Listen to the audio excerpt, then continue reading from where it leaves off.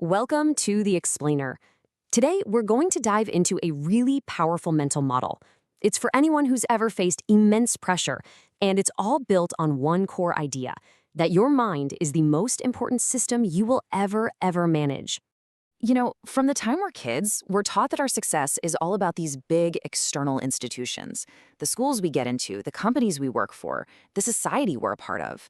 We're told they set the rules and the path for our lives. But what if that's only half the story? What if the primary system that's really dictating your results isn't out there somewhere, but right here between your ears? What if the most foundational institution of all is the one inside your own head? All right, so let's really get into this. Let's explore how you can stop just living inside this institution and start consciously rebuilding it, making it stronger, more resilient, especially for when the pressure is on. Okay, first things first. To really get this, we have to be super clear on what we mean by an institution. We're not just talking about a building with a fancy name on it. At its core, an institution is just a system. It's a system that governs how we act, what we're allowed to do, and ultimately what we achieve. And what's so fascinating is that your mind does all of this. It shapes your behavior, sets your personal rules, and produces your results. And it does it before any outside system can even get its hands on you.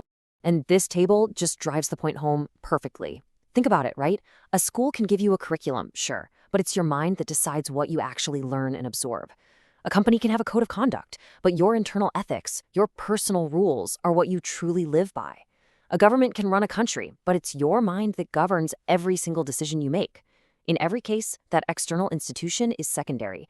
It only works if your internal institution is ready to play ball.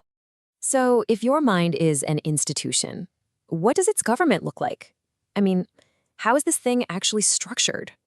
Well, just imagine your mind as a kind of government with its own distinct branches. Your memory? That's the National Archives, storing terabytes of data. Your beliefs? That's your legislature, passing the laws that you live by every single day. Your critical thinking is the judiciary, like the Supreme Court, weighing evidence and making tough judgments. And all your skills and knowledge, those are the different departments, doing all the day-to-day work. This is exactly why two people, like these two students right here, can have the exact same books, the same teachers, the same syllabus, and yet end up with completely different results. The difference isn't always about raw intelligence. It's about the quality of their mental institution. A weak, disorganized internal system, well, it produces inconsistency, fear, and a ton of overthinking. But a strong one, that's what builds real resilience, self-discipline, and that crucial ability to think long-term. Okay, so this is the big question. How do we build a strong mind institution? It's not about just, thinking positive. It points to 5 foundational pillars, the things that hold the entire structure up. Here they are: self-awareness, self-honesty, emotional regulation, meaning and purpose, and finally, reasonableness. Now, all of these are absolutely critical, but for today, we're going to do a deep dive on that last one, reasonableness, because it's so often the first pillar to crumble when the pressure really hits. We have this idea that pressure just automatically makes us irrational. But the truth is a little more complicated. It's not the pressure itself that breaks us. It's what the pressure exposes. So let's explore what reasonableness really is. So what is it? It's not about being soft. It's not about being lazy. It's about maintaining a kind of maturity in your actions. It's the ability to see things as they are, not as you're afraid they are, and to respond with clarity instead of just reacting on impulse. This is so important. Pressure is just a magnifying glass. It takes the weak spots that were already there in your mental institution, and it makes them bigger. It's all those unchecked internal forces, our own emotions, our own ego, that cause the collapse, not the external situation itself. So let's look at some of the key forces that just dismantle our ability to be reasonable when things get tough. We're going to focus on 3 of the most powerful culprits here: ego, fear, and plain old fatigue. First up, ego. When your ego takes the wheel, everything becomes personal. A simple piece of criticism doesn't feel like feedback anymore. It feels like a deep personal attack. And suddenly, protecting your self-image feels way more important than finding the right answer. And poof, reasonableness is out the window. Next, you've got fear. Fear is terrible at math. It doesn't care about probabilities. It takes a tiny, manageable setback and blows it up into an absolute world-ending catastrophe. It forces you into all-or-nothing thinking, which makes a balanced, proportionate judgment pretty much impossible. And this one is the silent killer, the one we always forget. Reasonableness takes energy. It runs on a finite fuel source.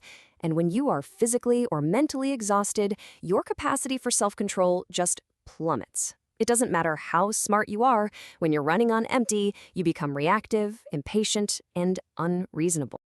Okay, so recognizing these forces is a huge first step. But now let's get to the good stuff. Let's talk about the practical actions you can take to stop being a passive resident of your own mind and become its conscious architect. The process really breaks down into 3 key stages. First, you have to do an honest audit. What are your core beliefs really? Which mental departments, maybe critical thinking or emotional regulation, have you been neglecting? Second, you amend your mental constitution. This means you have to actively challenge and rewrite the limiting beliefs holding you back. And third, you establish checks and balances. These are practices like mindfulness or journaling that act like a quality control system for your thoughts. And this right here is why this all matters so much. It doesn't matter if you're a student, an artist, a CEO, or a parent. The ability to govern yourself is the absolute foundation for everything else you hope to achieve out there in the world.